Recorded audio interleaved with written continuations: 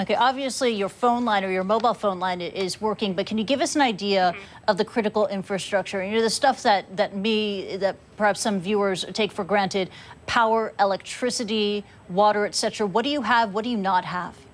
Yeah, we have actually a surprising amount. Most people have been able to get on the internet. It's kind of off and on. They just opened up all the landline telephones in the airport, and for free. So that's how I'm able to call you. Earlier in the night, they had to turn off the air conditioning and heater, so it got a little cold in the airport. So we were wrapped up in our blanket. But for the most part, electricity has been working. Water's been turned on. So conditions haven't been too bad, other than having to sleep at the airport.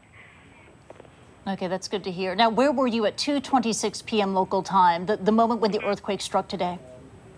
Yeah, I was waiting in the terminal. My flight was scheduled to leave in about an hour, and I was just hanging around the terminal. And then the shaking started. I think most people were in shock for a little bit, and then people started kind of diving under the airport chairs and waiting for it to end.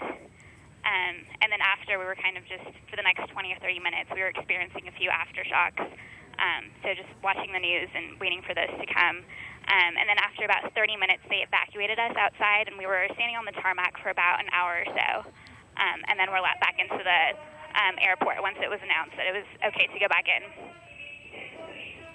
Now, that must have been so frightening for you. Did you see any damage out on the tarmac or to the building there at Narita Airport?